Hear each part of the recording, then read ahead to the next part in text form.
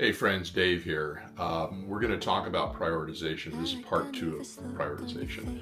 In the first part, we talked about faith, family, and friends, and equally as important, it's based on how long it's going to be in our life. So our maker is from beginning to middle to end and beyond. Our family is from when one of us is born to, or both of us are born to when one of us dies. So that's the second longest duration of time. And then thirdly, our friends. Our friends could be childhood friends or friends that we develop today, and they go on and sometimes they tail off or they disappear or they get busy with other things, and it goes dormant. But that's the third longest portion of time. So that's prioritization based on time. Today I'd like to talk to you about prioritization based on not having any regrets. We've all run into that person that says, I don't have enough time. I think that person can do better, because what happens is that same person that says, I don't have time, is that same person that says at the funeral, geez, I wish I had, or I wish I did. Well, you didn't have any time. In other words, they weren't a priority in their life. So you kind of have to live with those consequences.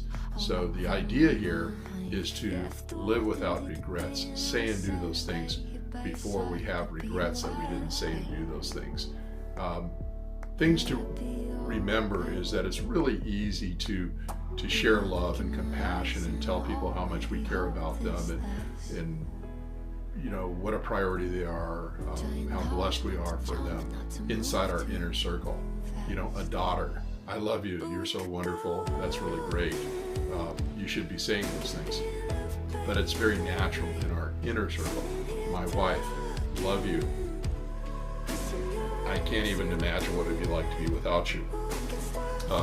That's really easy. That's in our inner circle.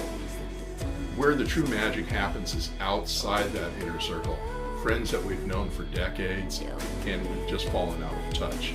Take the time to get in touch with that person. You never know. They may be in crisis. They may be on their deathbed. We had a friend, a famous rep, that developed Alzheimer's or dementia, and he was on final approach. My mom went through that, so I kind of knew where he was on in his journey with dementia. And to take the time to go visit with him and just talk old stories, and he was able to remember these old stories and to bring a smile to his face. I mean, how wonderful is that? And then when he passed, we went to the memorial, and all these people were saying, geez, it was really terrible, and I wish that I had, or I wish that I did. Oh God, here we go again, broken record. But if we had taken that time, there'd be no regrets. I was blessed for knowing that person and sharing time with them in their moment of need. So my appeal to you is to, continue to have fun, continue to, we have our life's priorities, but let's keep them in balance. Let's keep them where they should be. Let's not get the cart before the horse. Let's take time, make time to reach out to people, tell them that you appreciate them, how much you care about them, and thank you for your friendship. And you'd really be surprised. It brightens their day, it brightens your day. It's a great thing. Life is happy. Birds are singing, blah, blah, blah. As always, have fun. Keep being your amazing self. We can all do better, and we're all going to do better. Right?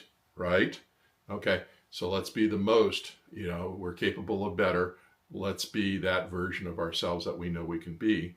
And then, of course, laugh more, love more, live more, be kind and inspire.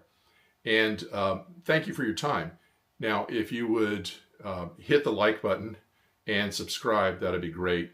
Equally as important, if you'd comment in the comment area below what your thoughts were. Did you like it? Did you not like it? Any critiques?